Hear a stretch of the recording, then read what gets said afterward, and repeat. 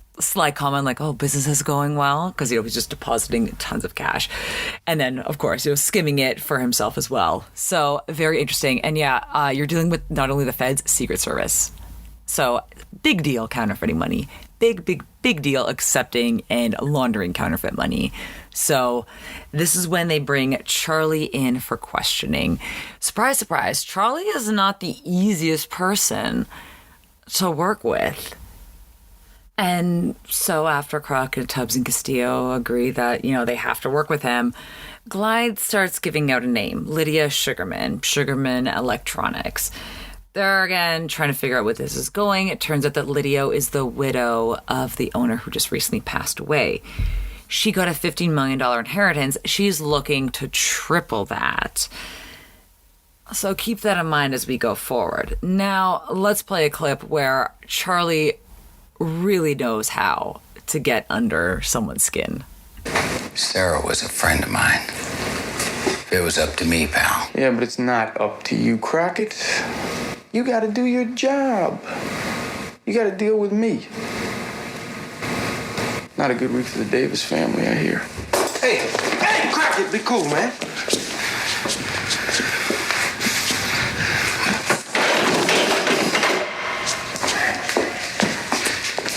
We're your new runners, Glide.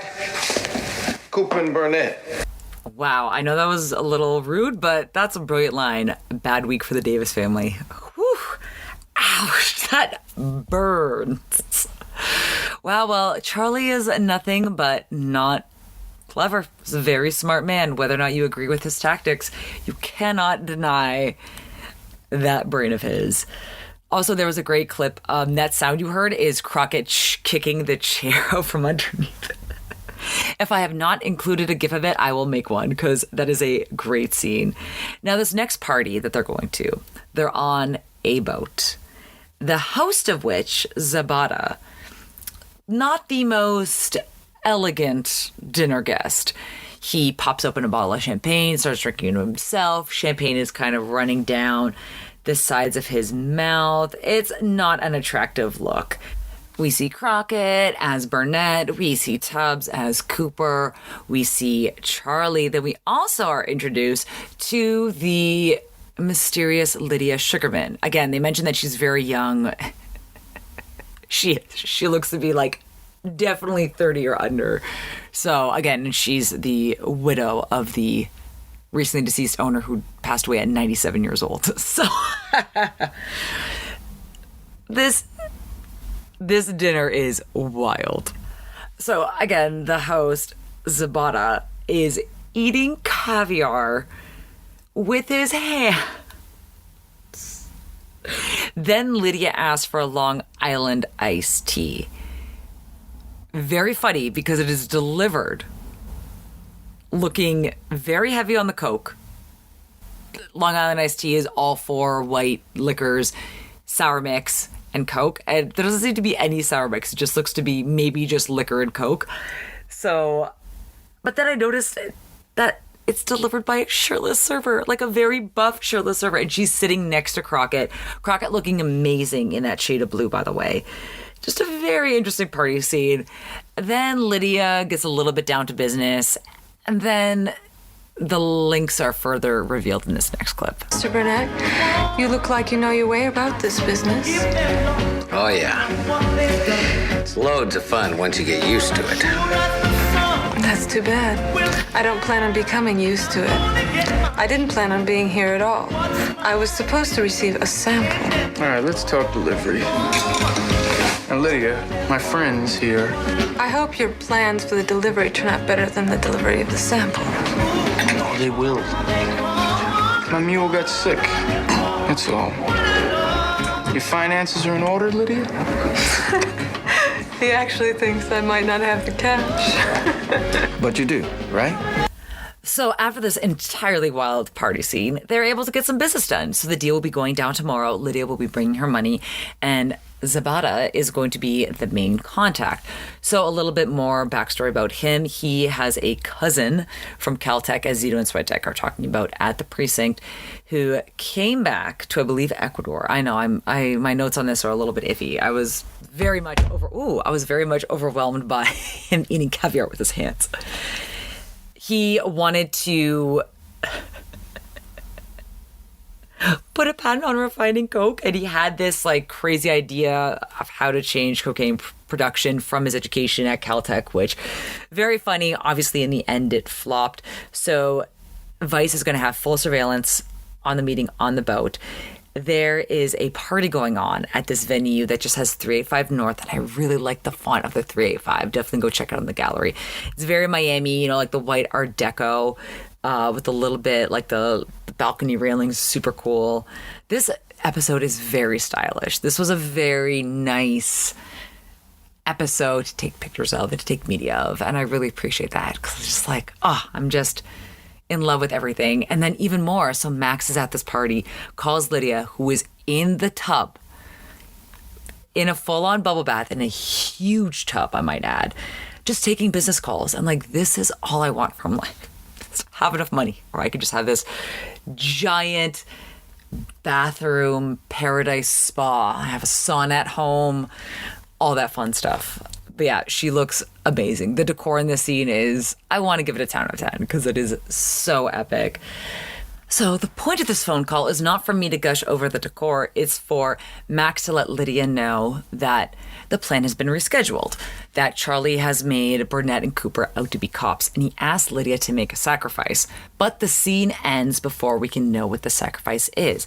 However, for us, the viewer, we know that this deal could go awry since they've been made for cops.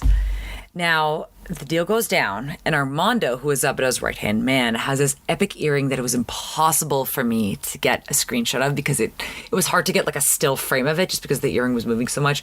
But it just looked like a silver rectangle hanging out of his left ear. Looks epic. Super cool. But I wish I could get a better picture of it.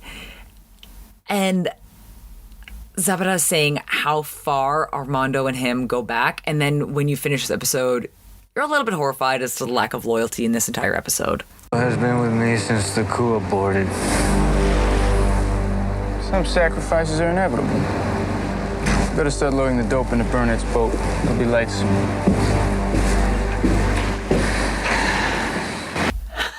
Notice that he doesn't say what side of the coup they were on. But Charlie's just so selfish.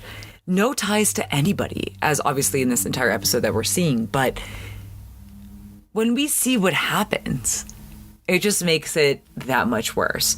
So, surprise, surprise to nobody, something is going to go wrong when Cooper, Burnett, and Armando make the deal.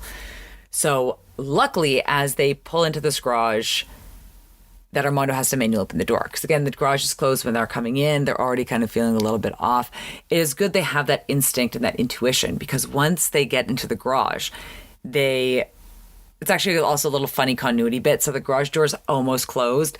They look up, they see the bomb, and they jump out and swim to safety. But there, the garage door is about 50% open. So you could tell that obviously they had to shoot it a couple times, and that they wouldn't have nerds like me just poring over this footage 30 plus years later, going over continuity issues. Boy, I really hope somebody got fired for that blunder. And also keep in mind that the entire Vice Squad is doing surveillance on this deal. So they just see the garage blow up, assuming that Crockett and Tubbs are in the fray. Thankfully, they've swum up to safety, and then they go to, as my notes say, beat the shit out of Max. They go to this party where he's talking to two beautiful women in very beautiful 80s bright-colored outfits. I really like the one wearing the yellow dress with patterns. So naturally, they drag him out, take him outside, threaten basically to push him off. They basically lift him up, put him on the rail of the dock outside. He starts saying that he can't swim, blah, blah, blah. And then he starts speaking up a little bit more. Initially, he blames Zavato and says that he made them out for cops. And then Max snitches on Glide's deal by the river tell them that the other deal is actually going on. They hijack the boat and go after it. And it's this couple making out because, they're at this, I want to say it's a house party. I always thought it was a venue, but I guess looking back on it, it's a big house in Miami, as one is wont to have parties at. They hijack this boat and they go to crash this deal. Please go to the gallery and look at Lydia's hair in this. She's so much prettier with her hair put back, and it's great curly hair, but it's just way too much.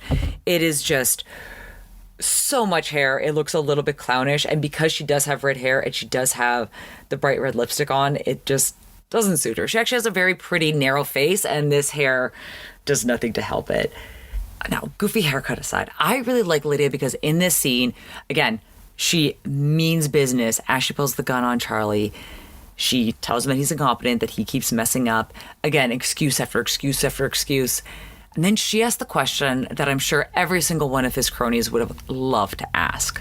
Keep squirming out of things, Charlie. Lydia, for all the cops know, the cocaine and the cash went up in the explosion with the 2 cops. We're home free. All they got are splinters and guesses. How come everyone else always pays for you? How come you never pay? Why is that? Lydia, listen to me, please. Now, Crockett, Tubbs, and the rest of the Vice Squad come. This big shootout occurs.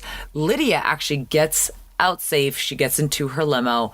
However, on her way out the exit, she is surrounded by a police blockade.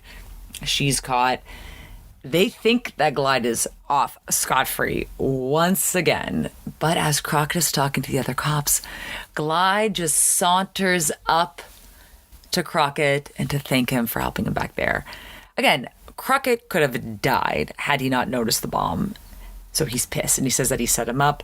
Again, Glide tries to wash his hands of the whole thing. He says that he helped them out, that they had a deal. Just as they think Glide is going to get away scot-free, Castillo comes up with a gun in an evidence bag with the bullet that killed Tim Davis. Interesting. Is this your gun? Sure is. I got a permit for it. Same kind of gun that killed Tim Davis. I didn't do it. Doesn't matter, Charlie. It's your destiny. I'm crazy. I'm innocent. It's karma, Charlie. Be happy you finally get to pay. Book a murder one. What? I didn't do it! Yeah? Well, you look real good for it, Charlie. Real good. I think you did it. And I think you're going to jail. This isn't justice. You guys are changing the rules, man. You're changing the rules. Okay, now, while I get that they want to wrap this episode up with getting a charge on Charlie, murder one is a very hard charge to stick. That means premeditated murder. And again, when they do the forensic evidence, and they will find fingerprints that belong to Max and to Charlie, being able to prove that they premeditated the murder and that Charlie pulled the trigger might be a little difficult. Manslaughter might be an easier charge to get to stick. I know that obviously murder one carries a much heavier sentence, most likely the death penalty. So that's also why I get that they want to wrap this story up neatly, but like in my head, logically, like that means that he might actually get off on a mistrial if the jury's deadlocked, because that is a very serious charge to stick onto somebody. But that is the episode. That was actually a nice, fun-ish episode. I really enjoyed the style. I really enjoyed Ned Eisenberg. Rest in peace. This is a second episode, so I really appreciate the Michael Mann casting. And let's break this down a little bit further.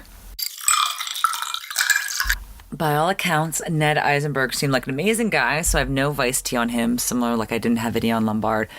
But this isn't Vice T either, but I think this is just such an 80s resume. And Carla, the lady that played Lydia Sugarman. These are her credits on IMDb, and I love it. Liquid Sky, 1982. Perfect Strangers, 1984. Desperately Seeking Susan, 1985. Miami Vice, 1986. Crocodile Dundee, 1986. The Equalizer, 1987. The Suicide Club with Mariel Hemingway, 1988. Bum Rap, Grace, 1988.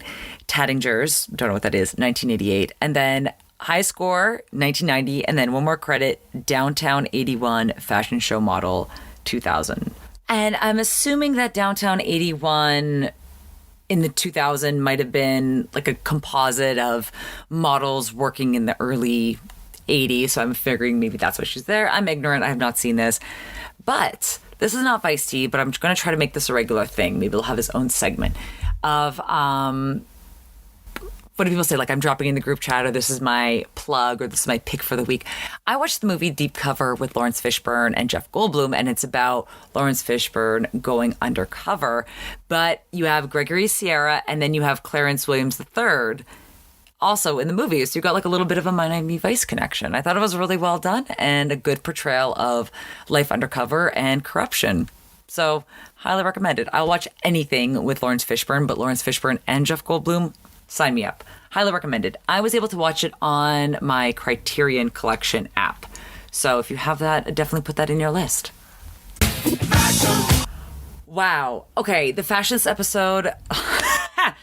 Should I just start with the wild card? Because I think I'm just going to start with the wild card.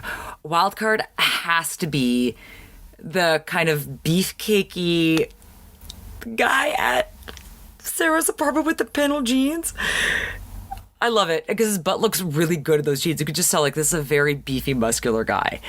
That is my wild card pick. Now, for best dressed man, Crockett in the silk white trousers.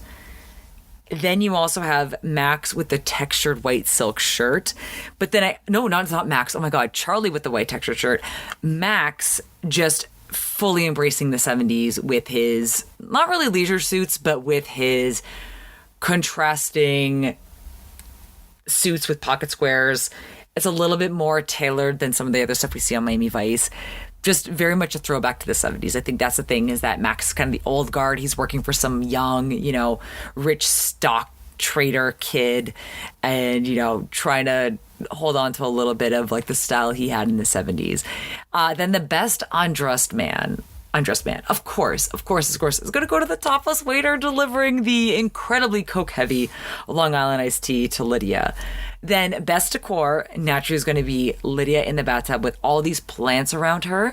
And again, it's a black bathtub bubble bath. Now, speaking of epic bathtubs, what movie would come to mind when you think of epic bubble bath scenes? For me, it'd be Scarface. And this is not the only parallel I saw to Scarface in this episode, because when Crockett crashes Charlie's house party, they're inside, and I see a circular elevator or a cylindrical elevator behind them. I'm like, wait. Don't tell me this is the house from Scarface where Michelle Pfeiffer comes down the elevator. It is. It is Frank's house. So I linked to it in the description notes. But what a funny world. Like, of course, I do appreciate that because obviously Miami Vice probably took some inspiration from Scarface. So I thought that was a little nice touch. And I want to know who owned this house and who was renting it out for filming, because epic. Now let's wrap this episode up and talk about music. I will personally say my opinion that the music this episode was a little bit weak. Like, I do like Russ Ballard in the previous episodes of Miami Vice that he's been featured in. However, in this scene, just didn't really do anything for me.